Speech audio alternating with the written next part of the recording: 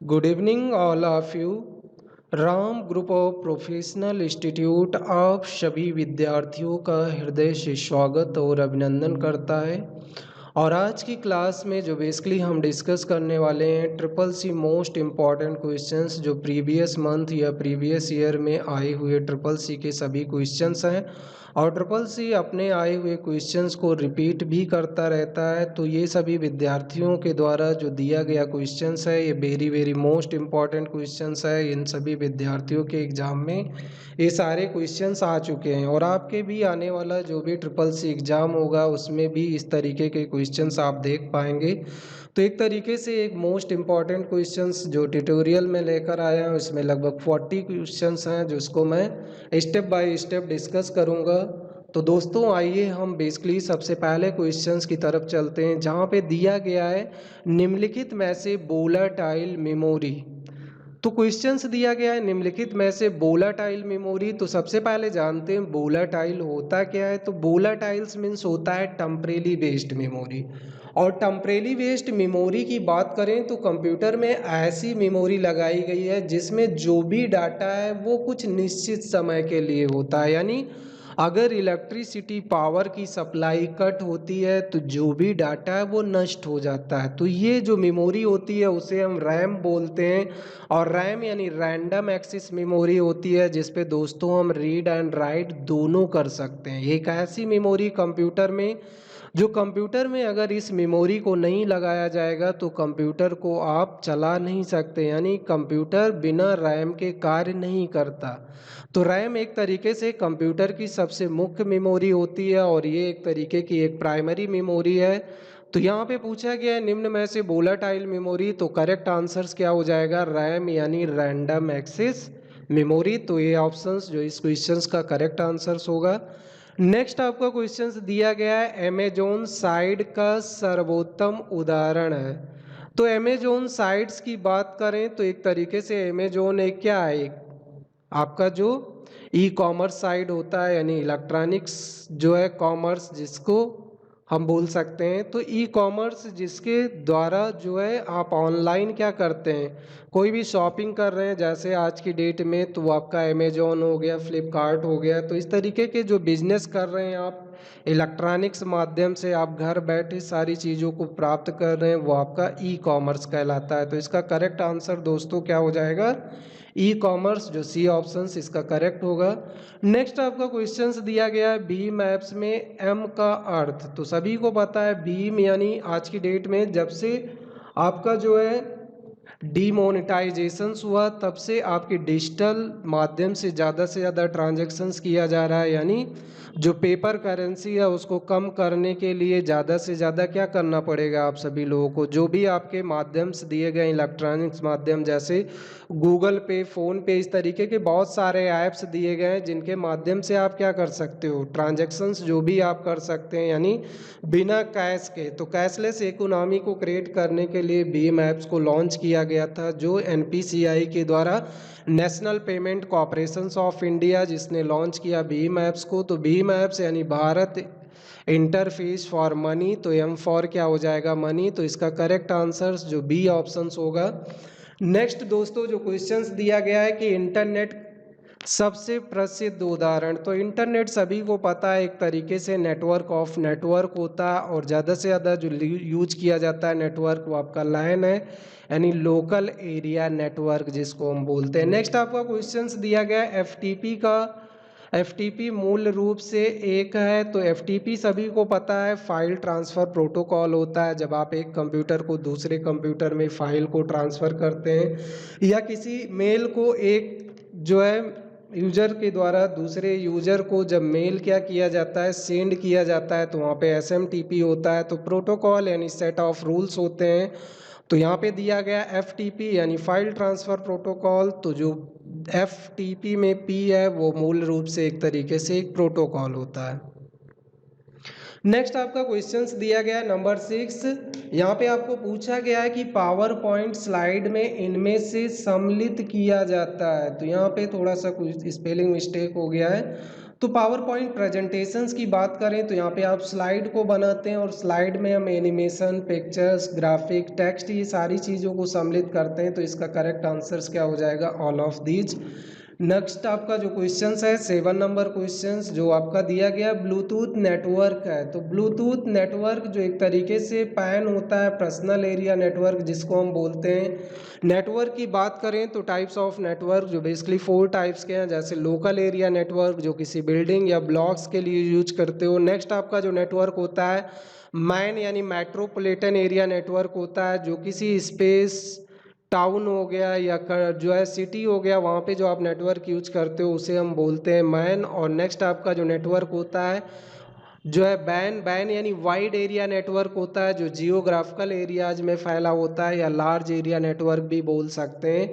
और आपका जो लास्ट नेक्स्ट होता है वो आपका पैन यानी पर्सनल एरिया नेटवर्क जो किसी जो है पर्टिकुलर पर्सन्स के लिए यूज किया जाता है एक तरीके से नेटवर्क, जैसे आपका इंफ्रारेड हो गया, ब्लूटूथ हो गया, ये आपका पैन यानी पर्सनल एरिया नेटवर्क होता है। तो यहाँ पे डब्ल्यू पैन यानी वायरलेस पर्सनल एरिया नेटवर्क जो इसका करेक्ट आंसर्स होगा। दोस्तों नेक्स्ट क्वेश्चंस जो आपका दिया गया है व्हाट्सएप प्रकार है। तो व्हाट्सएप सभी को पता है एक तरीके से आईएम का उदाहरण होता है, इंस्टेंट मैसेजिंग या मैसेंजर बोल सकते हैं, जैसे आपका फेसबुक मैसेंजर हो गया, आपका टेलीग्राम हो गया, ये सभी क्या है एक तरीके से आईएम के उदाहरण है जिसमें आप रियल टाइम चैट कर सकते हो। जैसे अगर यूट्यूब की बात करें तो वो आपका आईएम का उदाहरण नहीं है, या आपका बात करें जो है ट्विटर की बात करें तो ये भी आपका आईएम नहीं है। लेकिन स्काइप हो गया ये आईएम है, क्यों? क्योंकि इस पे आप ऑनलाइन चैट कर सकते हो एट ए सेम टाइम पे, दोनों पर्सन्स जो एक दूसरे से अपने टॉपिक को डिस्कस कर सकते हैं या चैटिंग कर सकते हैं, वो आपका आईएम कहलाता है। नेक्स्ट आपका क्वेश्चंस दिया गया है 9 नंबर जो क्वेश्चंस है ये भी काफ़ी ज़्यादा मोस्ट इंपॉर्टेंट है। एनईएफटी को मैनेज करता है। तो एनईएफटी यानी नेशनल इलेक्ट्रॉनिक फंड ट्रांसफ़र जो होता है एक तरीके से, जब भी आप किसी भी जो फंड है उसको ट्रांसफ़र करने के लिए 3 मोड को आप अप्लाई करते हैं। सबसे पहला होता है आईएमपीएस इमीडिएट पेमेंट सिस्टम होता है, नेक्स्ट आपका एनईएफटी यानी नेशनल इलेक्ट्रॉनिक फंड ट्रांसफ़र होता है, और नेक्स्ट होता है आरटीजीएस यानी रियल टाइम ग्रॉस सेटलमेंट। तो इन सभी के द्वारा हम बेसिकली क्या करते हैं, फंड को ट्रांसफ़र करते हैं। लेकिन जितने भी नेशनलाइज बैंक हैं उन सभी को जो रेगुलेट करता है वो आपका आरबीआई होता है, यानी रिजर्व बैंक ऑफ इंडिया। जितने भी बैंक हैं उसके ही रूल रेगुलेशंस को सभी बैंक फॉलो करते हैं। तो यहाँ करेक्ट आंसर्स क्या हो जाएगा? आरबीआई यानी रिजर्व बैंक ऑफ इंडिया। जो ये ऑप्शंस है ये करेक्ट आंसर्स है। नेक्स्ट आपका क्वेश्चंस पूछा गया है एईपीएस, एईपीएस यानी आधार अनेबल पेमेंट सिस्टम होता है। तो पी का अर्थ क्या हो जाएगा? पेमेंट हो जाएगा। तो इसका करेक्ट आंसर से होगा। नेक्स्ट आपका क्वेश्चंस दिया गया है 11 नंबर, यूएसएसडी का उपयोग करने के लिए यूजर को क्या डायल करना पड़ता है? तो यूएसएसडी एक तरीके से अनस्ट्रक्चर्ड सप्लीमेंट सर्विस डाटा होता है। इसका जो है यूज हम बेसिकली ऑफलाइन करते हैं। जो भी आपकी कीपैड वाली मोबाइल होती है उसमें इसमें एम पिन की आवश्यकता होती है, मोबाइल पिन की आवश्यकता होती है। तो इसके लिए जो हम डायल करते हैं वो *99# का यूज करते हैं। तो दोस्तों जो बेसिकली आज की डेट में आप देख रहे हैं कि कोरोना काल की वजह से जो आपके प्रॉपर तरीके से क्लासेस नहीं चल पा रही हैं, लेकिन अब एक ही माध्यम है जिसके माध्यम से मैं आपकी क्लास ले सकता हूं, वो है ऑनलाइन माध्यम। तो आप ऑनलाइन माध्यम से आप जो है बेसिकली हमारी क्लासेस को ले सकते हैं, और ये आपकी जो क्लास है एक तरीके से हमारी जो हम बेसिकली चाहते हैं कि जो भी स्टूडेंट हैं वो प्रॉपर तरीके से ट्रिपल सी एग्ज़ाम को जो है दें, और इन सभी क्वेश्चंस का प्रैक्टिस करके जाएं, जिससे आपके एग्ज़ाम में बहुत सारे क्वेश्चंस जो बेसिकली इन्हीं पेपर से ही आपके आ जाएंगे। ठीक है, इस तरीके से मैं बहुत सारा पेपर डिस्कस करूंगा जिसमें बहुत सारे क्वेश्चंस आपको ट्रिपल सी एग्ज़ाम में एग्जैक्टली ऐसे ही मिल सकते हैं, क्योंकि ये क्वेश्चंस वही हैं जो बेसिकली ट्रिपल सी एग्ज़ाम में आ चुके हैं। तो इसलिए इस क्लास को मिस मत कीजिए। आप जो है ज़्यादा से ज़्यादा क्वेश्चंस को प्रैक्टिस करते रहें। जैसा कि मैंने आपको क्लास में भी बताया है कि जितने ज़्यादा आप प्रैक्टिस करेंगे, प्रैक्टिस इज मैन परफेक्ट। और जो है ये जो आपका इस समय का जो संकट है बहुत ही ज़्यादा है, क्योंकि आप देख ही रहे हैं कि इस तरीके से जो आप आप अपने क्लासेस को नहीं ज्वाइन कर पा रहे हैं। तो यहाँ पे 12 नंबर क्वेश्चंस दिया गया है कि निम्नलिखित में से कौन सा एक ईमेल क्लाइंट है। तो यहाँ पे ईमेल से रिलेटेड बात किया गया। ईमेल से भी बहुत सारे क्वेश्चंस ट्रिपल सी एग्जाम में आते हैं। तो यहाँ पे जो पूछा गया है ईमेल क्लाइंट, तो एमएस आउटलुक जो एक तरीके से एक ईमेल क्लाइंट होता है, जैसे जीमेल हो गया, याहू मेल हो गया, हॉटमेल हो गया, इन सभी के द्वारा आप क्या कर सकते हैं, मेल कर सकते हैं। इसी तरीके से माइक्रोसॉफ्ट ऑफिस में भी एमएस आउटलुक जो एक तरीके से यहाँ से भी आप मेल को सेंड कर सकते हो। तो इसका करेक्ट आंसर क्या हो जाएगा, आउटलुक। नेक्स्ट आपका क्वेश्चंस दिया गया है संचार के लिए जो है सोशल नेटवर्क साइट किस माध्यम का उपयोग करते हैं। तो सोशल नेटवर्किंग साइट्स के माध्यम की बात करें तो बेसिकली आपके जो भी ऑडियो हैं, वीडियो हैं, टेक्स्टेज हैं, इन सभी के लिए जो है आप ये एक तरीके से एक माध्यम है जिस पे आप बहुत सारे वीडियोज को शेयर करते हो, ऑडियो। तो ये करेक्ट आंसर्स क्या हो जाएगा, ऑल ऑफ एबव हो जाएगा। ठीक है। नेक्स्ट आपका क्वेश्चंस दिया गया है कुछ वेबसाइट्स के अंतर्गत क्रय या विक्रय करती हैं। तो वेबसाइट्स आपको पता है क्रय या विक्रय यानी एक तरीके से जो भी सेल या परचेज करते हो तो वो आपकी ई कॉमर्स होती है। यानी जो भी आप क्या करते हो इलेक्ट्रॉनिक्स माध्यम से जो भी आप बिजनेस करते हैं वो आपका क्या कहलाता है, ई कॉमर्स। तो ई कॉमर्स एक तरीके से जो एक माध्यम होता है। तो इसका करेक्ट आंसर दोस्तों क्या हो जाएगा, जो आपका कुछ वेबसाइट्स जो बेसिकली यहाँ पे दिया गया है कि क्रय या विक्रय करती हैं, तो वो आपका जो करेक्ट आंसर्स है वो आपका ई कॉमर्स हो जाएगा। तो ई कॉमर्स के माध्यम से हम क्रय या विक्रय करते हैं।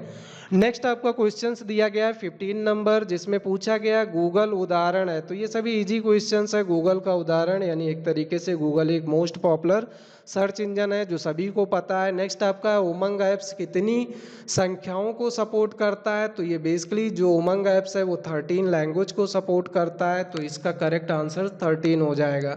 नेक्स्ट आपका क्वेश्चन जो है काफ़ी इजी है, कंप्यूटर के ब्रेन के रूप में किसे जाना जाता है। तो सभी को पता है डियर स्टूडेंट कि जो आपका कंप्यूटर का ब्रेन होता है वो आपका सीपीयू होता है। सीपीयू यानी सेंट्रल प्रोसेसिंग यूनिट, जो कंप्यूटर सिस्टम में जो भी डाटा को आप क्या करते हो इनपुट कराते हो उसे प्रोसेस करने का कार्य करता है। और आफ्टर डैट जो है एक आउटपुट यानी रिजल्ट आ जाता है और उस रिजल्ट को आप स्टोर कर लेते हो। तो कंप्यूटर के अंदर जो बेसिकली फंक्शंस होते हैं वो 4 होते हैं। तो कंप्यूटर को जो है जितने भी डिवाइसेस हैं कंप्यूटर में वो सभी किससे जुड़े होते हैं, सीपीयू से जुड़े होते हैं। तो सीपीयू कंप्यूटर का दिमाग, मस्तिष्क या एक तरीके से आप जो है ब्रेन बोलते हो। तो इसका करेक्ट जो आंसर है वो आपका क्या हो जाएगा, सीपीयू। नेक्स्ट आपका क्वेश्चन है आईसी चिप का प्रयोग किस जनरेशन से प्रारंभ हुआ।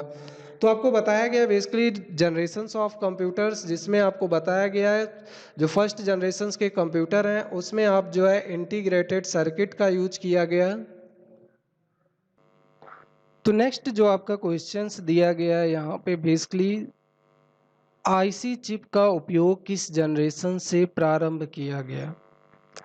तो यहाँ पे अगर आईसी चिप की बात करें तो इंटीग्रेटेड सर्किट होता है और आपको बताया गया जनरेशन्स ऑफ कंप्यूटर दोस्तों, जिसमें आपको बताया गया कि कंप्यूटर के बेसिकली 5 जनरेशन्स होते हैं। फर्स्ट जनरेशन्स की बात करें जिसमें आपका यूज किया गया जो आपका वैक्यूम ट्यूब के यूज किए जाने के कारण कंप्यूटर के जो आकार थे वो क्या है, बहुत बड़े आकार के कंप्यूटर होते थे। नेक्स्ट आपका जो टेक्नोलॉजी में और ज़्यादा चेंजेस किया गया और वहाँ पे आया आपका आईसी यानी नेक्स्ट आपका जो आया वो आपका ट्रांजिस्टर टेक्नोलॉजी का यूज किया गया और ट्रांजिस्टर आ जाने के कारण कंप्यूटर और ही ज़्यादा फास्ट हो गए। और थर्ड जनरेशन की बात करें तो यहाँ पे आईसी का यूज किया गया, इंटीग्रेटेड चिप का यूज किया गया। तो इंटीग्रेटेड जो आपका सर्किट है जो आपका आईसी वो किस जनरेशन में यूज किया गया यहाँ पे पूछा गया है क्वेश्चंस में, तो वो बेसिकली आपका थर्ड जनरेशन। तो इसका जो करेक्ट आंसर्स होगा वो आपका क्या होगा, थर्ड जनरेशन्स में जो बेसिकली हमने आईसी का यूज किया। और फोर्थ जनरेशन्स की बात करें तो वहाँ पे बीएलएसआई यानी very large scale integrated circuit का यूज किया गया। और फिफ्थ जनरेशन्स में यूएलएसआई यानी ultra large scale integrated circuit का यूज किया गया। नेक्स्ट जो नंबर क्वेश्चन है उसमें पूछा गया है कि web page can be develop by using. तो सभी को पता है वेबसाइट्स के जो वेब पेज हैं वो HTML यानी हाइपर टेक्स्ट मार्कअप लैंग्वेज के द्वारा आप जो है कोडिंग करके वेबसाइट्स के वेब पेजेस को डिजाइन करते हैं, तो इसका करेक्ट आंसर जो होगा ऑप्शन सी HTML यानी hyper text markup language. Next आपका क्वेश्चंस दिया गया है the internet originally develop by. तो इंटरनेट की अगर ओरिजिन्स की बात करें, इंटरनेट की शुरुआत कब की गई, तो एक तरीके से जो इंटरनेट है, जो सबसे पहला वारपा नेट था आपका, advance research project agency network था, जो सबसे पहले सेकेंड वर्ल्ड वॉर के समय में इसे जो है बनाया गया था डिपार्टमेंट ऑफ डिफेंस के द्वारा। तो यहाँ पे जो दिया गया है US डिपार्टमेंट ऑफ डिफेंस, तो internet originally develop by department of defence यानी DOD के द्वारा इसे डेवलप किया गया, यानी दो कंप्यूटर को एक साथ जोड़ के देखा गया था अंडरग्राउंड केबल के द्वारा, और उसमें ये पाया गया कि एक कंप्यूटर से दूसरे कंप्यूटर पे आप आसानी से अपने डाटा को शेयर कर सकते हो या सेंड कर सकते हो, तो जिससे इसी तरीके से क्यों ना बाकी अदर कंप्यूटर को भी इसी तरीके से जोड़ दिया जाए। तो ये पाया गया कि जब कंप्यूटर को आप एक कंप्यूटर से दूसरे कंप्यूटर में जोड़ते हैं या तीसरे कंप्यूटर से या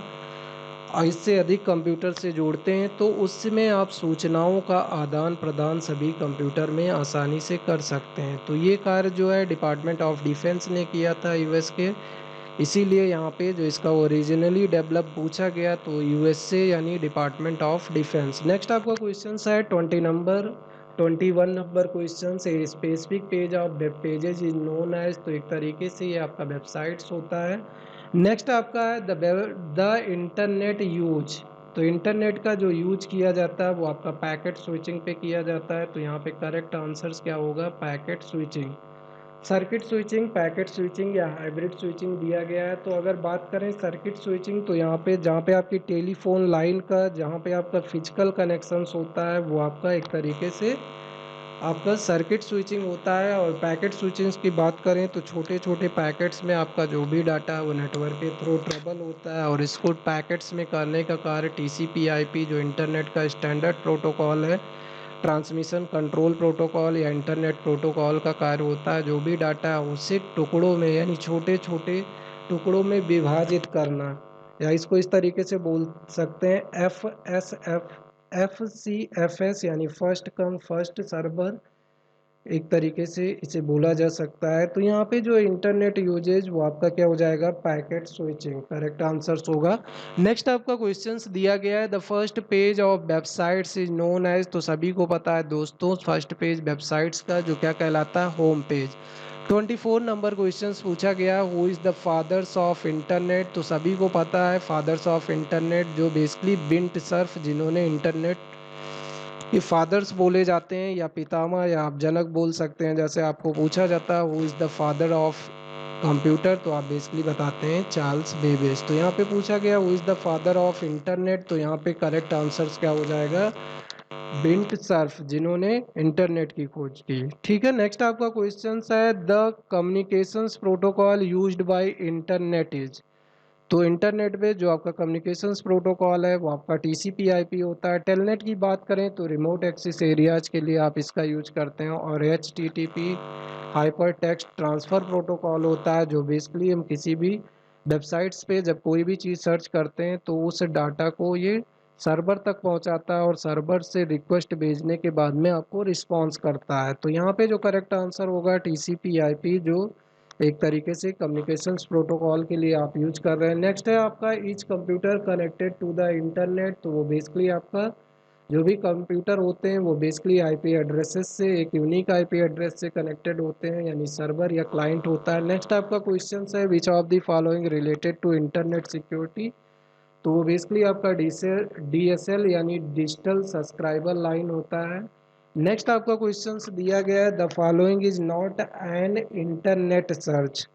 तो ये इंपॉर्टेंट क्वेश्चन है, very very most important question. यहाँ पे दिया गया है कि इंटरनेट सर्च, तो गूगल जो बेसिकली एक सर्च इंजन है। दूसरा आपका क्रोल दिया गया है, तो क्रोल एक तरीके से जो एक आपका होता है, ये आपका सर्च इंजन नहीं है। ठीक है, नेक्स्ट आपका एक्साइट, ये भी आपका सर्च इंजन है। तो करेक्ट आंसर क्या हो जाएगा, क्रोल। जो क्रोलर होता है ये बेसिकली क्या करता है, जो भी इंटरनेट पे जो भी पेजेस हैं उसके कीवर्ड्स को सर्च करने का कार्य करता है। तो करेक्ट आंसर जो है वो B ऑप्शन होगा, नेक्स्ट है in which year was the first email send. तो जो सबसे पहला ईमेल है वो बेसिकली 1971 में रे टॉमलिंसन वैज्ञानिक के द्वारा सबसे पहला ईमेल सेंड किया गया था। तो दोस्तों ये जो आपकी क्लासेस है वो very very most important class है, बहुत इंटरेस्टिंग क्लास है जिसमें आप ट्रिपल सी के मोस्ट इम्पॉर्टेंट क्वेश्चंस को जान रहे हैं और ये क्वेश्चंस आपके एग्जाम पॉइंट ऑफ व्यू से बहुत ही ज़्यादा ज़रूरी क्वेश्चंस हैं, यानी इसे आप केयरफुली सारी चीज़ों को जो है रीड आउट करेंगे। नेक्स्ट है आपका the domain name is an URL refers to the. तो जो आपका यूआरएल है वो आपका इसके द्वारा रिफर्स किया जाता है, तो आपका प्रोटोकॉल होता है। नेक्स्ट है निजी सूचना या प्रारूप जो ईमेल में जोड़ा जाता है उसे क्या कहते हैं। तो जो आप जोड़ते हैं वो बेसिकली नीचे तो वो आपका सिग्नेचर होता है जो निजी सूचनाओं के लिए यूज में लाया जाता है। नेक्स्ट आपका क्वेश्चन है निम्नलिखित में से कौन एक वेब ब्राउज़र का प्रकार नहीं है। तो यहाँ पे वेब ब्राउज़र पूछा गया और वेब ब्राउज़र जो वेब पेजेस को सर्च करने के लिए होता है। तो यहाँ पे सबसे पहला है गूगल क्रोम, दूसरा मोजिला, तो सभी को पता है Google Chrome, Mozilla, Firefox, safari जो बेसिकली एक तरीके से एप्पल का एक वेब ब्राउज़र होता है। लेकिन यहाँ पे नेक्स्ट जो ऑप्शन फोर्थ नंबर दिया गया याहू। तो याहू एक तरीके से क्या है सर्च इंजन होता है दोस्तों। तो इसका करेक्ट जो आंसर होगा वो आपका क्या हो जाएगा याहू, जो बेसिकली इसका करेक्ट आंसर होगा। तो यहाँ पे जो ऑप्शंस दिया गया है करेक्ट आंसर्स को ही मार्क करेंगे। तो यहाँ पे जो वेब ब्राउज़र है वो करेक्ट आंसर्स क्या हो जाएगा याहू। नेक्स्ट आपका क्वेश्चन है किसी भी पैराग्राफ को जस्टिफाई करने की शॉर्टकट की। तो शॉर्टकट की से भी क्वेश्चंस काफ़ी ज़्यादा पूछे जाते हैं। तो यहाँ पे क्या हो जाएगा, अगर अलाइनमेंट्स की बात करें तो वो बेसिकली 4 टाइप्स के होते हैं पैराग्राफ में। जैसे आप लेफ्ट जो है वो आपका कंट्रोल एल होता है, राइट अलाइनमेंट कंट्रोल आर होता है, जस्टिफाई यानी एक तरीके से कंट्रोल जे एंड कंट्रोल ई यानी सेंटर अलाइनमेंट्स होते हैं। तो ये 4 टाइप्स के अलाइनमेंट्स होते हैं। तो यहाँ पे जस्टिफाई पूछा गया है तो कंट्रोल प्लस जे जो इसका करेक्ट आंसर होगा। नेक्स्ट है आपका 34 नंबर स्टार्ट आइकन डेस्कटॉप पर रखा गया है। तो जो आपका डेस्कटॉप है उस पर जो स्टार्ट आइकन्स है वो कहाँ पे है, टास्क बार पे होते हैं, जो आपका लॉन्चर विंडोज की लॉन्चर या स्टार्ट बटन बोल सकते हैं। नेक्स्ट आपका 35 नंबर क्वेश्चन जो पूछा गया है कि डॉट ओ डी टी। तो डॉट ओ डी टी की बात करें तो ये किसका एक्सटेंशन होता है। काफ़ी ज़्यादा क्वेश्चंस एक्सटेंशन से पूछे जाते हैं। तो यहाँ पे जो पूछा गया है कि डॉट ओ डी टी किसका है, तो ये बेसिकली एक तरीके से जो उदाहरण है जो आपका डॉट ओ डी टी होता है ये हमारा एज ए राइटर के लिए यूज में लाया जाता है। तो इसका करेक्ट आंसर है राइटर। जब से आपका लिब्रे ऑफिस इंक्लूड किया गया आपके सिलेबस में तो एक्सटेंशंस काफ़ी ज़्यादा पूछे जाते हैं, चाहे वो आपका राइटर हो, इम्प्रेस हो या कैल्क हो। इससे रिलेटेड बहुत सारे क्वेश्चंस जो ट्रिपल सी एग्जाम में पूछे जाते हैं। तो यहाँ पे इम्प्रेस की बात करें तो इम्प्रेस एक तरीके से प्रेजेंटेशंस फॉर्मेट होता है। तो इसका जो एक्सटेंशंस होता है डॉट ओ डी पी होता है यानी ओपन डॉक्यूमेंट प्रेजेंटेशंस। राइटर की बात करें तो डॉट ओ डी टी होता है यानी ओपन डॉक्यूमेंट टेक्स्ट। एंड कैल की बात करें तो एक तरीके से एक सेपरेट शीट्स होता है तो डॉट ओ डी एस। तो यहाँ पे जो पूछा गया है डॉट ओ डी टी तो इसका करेक्ट आंसर हो जाएगा राइटर। नेक्स्ट पेज पे आते हैं दोस्तों और यहाँ पे भी मोस्ट इम्पॉर्टेंट क्वेश्चन जो दिया गया है यूपीआई में आई का, क्योंकि यूपीआई हो गया ऐसे या इससे रिलेटेड जितने भी फाइनेंशियल ट्रांजेक्शन्स हैं या फाइनेंशियल टूल्स एंड सर्विसेज हैं, इससे बहुत सारे क्वेश्चंस ट्रिपल सी एग्ज़ाम में पूछे जाते हैं। चाहे वो आपका future skills and cyber security हो या इंटरनेट, इस सभी से बहुत सारे क्वेश्चंस जो ट्रिपल सी एग्ज़ाम में बेसिकली पूछे गए हैं। ठीक है, तो यूपीआई यहाँ पे पूछा गया दोस्तों। यूपीआई में आई का अर्थ है तो यूपीआई यानी यूनिफाइड पेमेंट इंटरफेस, जिसको एनपीसीआई के द्वारा डेवलप किया गया। एनपीसीआई यानी national payment corporations of India. तो यहाँ पे आई का अर्थ क्या हो जाएगा, इंटरफेस। तो इसका करेक्ट आंसर क्या हो जाएगा, इंटरफेस। नेक्स्ट आपका क्वेश्चन है टेलीफोन लाइन में किस प्रकार के नेटवर्क का प्रयोग करते हो। तो टेलीफोन लाइन यानी लाइन का उपयोग किया जाता है लोकल एरिया नेटवर्क होता है। वो कौन सी मेमोरी है जिसमें उसके बनाते समय ही प्रोग्रामिंग की जाती है। तो एट ए मैन्युफैक्चरिंग टाइम पे जो मेमोरी कार्य करती है उसे उस मेमोरी को हम बोलते हैं रोम। और रोम क्या होता है, एक तरीके से रीड ओनली मेमोरी होती है, जो एक परमानेंट मेमोरी है, लेकिन ये भी कंप्यूटर की एक मुख्य मेमोरी होती है। जब भी कंप्यूटर को डिजाइन किया जाता है तो उस समय जो प्रोग्राम जो किए जाते हैं वो आपकी मेमोरी वहाँ पे जो कार्य करती है वो होती है रोम, यानी read only memory, only for read. और एक तरीके से ये एक नॉन वोलेटाइल मेमोरी है। जो भी डाटा है इसमें परमानेंटली स्टोर हो जाता है एट ए मैन्युफैक्चरिंग टाइम पे, और इसे इरेज नहीं किया जा सकता है। तो इसका करेक्ट आंसर रोम हो जाएगा। नेक्स्ट 39 नंबर क्वेश्चंस में पूछा गया है आरटीजीएस का पूर्ण रूप। तो आरटीजीएस यानी रियल टाइम ग्रॉस सेटलमेंट्स, आपको बताया गया ट्रांजैक्शंस के 3 मोड्स, जिसमें इसका जो करेक्ट आंसर होगा real time gross settlement. Next आपका क्वेश्चन 40 और लास्ट क्वेश्चन है ये इस टॉपिक का। तो यहाँ पे पूछा गया है पिन का अर्थ। तो पिन यानी पर्सनल आइडेंटिफिकेशन नंबर। तो इसका करेक्ट आंसर सी ऑप्शन होगा, पर्सनल आइडेंटिफिकेशन नंबर। तो आई होप दोस्तों, मैं जहाँ तक समझ पा रहा हूँ कि आप लोगों को सारे क्वेश्चंस क्लियर हो गए होंगे। और जैसा कि मैंने बताया कि अभी आप घर पे ही रहेंगे और घर से ही पढ़ाई करते रहेंगे। देख रहे हैं कोरोना की वजह से बहुत सारे प्रॉब्लम जो पूरी इंडिया फेस कर रही है आज की डेट में। आप देख रहे हैं कि कितने ज़्यादा कोरोना पेशेंट जो आए दिन लगातार बढ़ोतरी हो रही है। तो इसलिए हम जो चाहेंगे बेसिकली दोस्तों कि आप जो है घर से भी पढ़ाई कर सकते हैं ऑनलाइन माध्यम से, और अपने एग्ज़ाम जब भी आपका एग्ज़ाम होगा तो आसानी से आप एग्ज़ाम को भी दे सकते हैं। इसके लिए जो है आप जो भी कोरोना या जो भी आपके कोविड प्रोटोकॉल हैं उसको आप अच्छे से फॉलो करेंगे, जैसे उचित दूरी बनाए रखना या मास्क को लगाना या एक तरीके से अपने हाथ को बार बार धुलना, यही हमारे लिए एक तरीके से एक बेहतर माध्यम है। इस माध्यम का हम जो है अच्छे से पालन करेंगे तभी हम स्वस्थ रह पाएंगे, अदरवाइज बहुत सारी प्रॉब्लम क्रिएट होगी। तो आई होप, मैं ज़्यादा नहीं बोलना चाहूँगा, आप इन सारी चीज़ों को जानते हैं, लेकिन आप लोगों से फिर भी एक रिक्वेस्ट है कि जो है ज़्यादा से ज़्यादा आप जो है ऑनलाइन माध्यम से चीज़ों को पढ़ सकें, क्योंकि अभी आज की डेट में जो ऑनलाइन माध्यम ही आपका एक सहारा है। तो थैंक यू सो मच दोस्तों।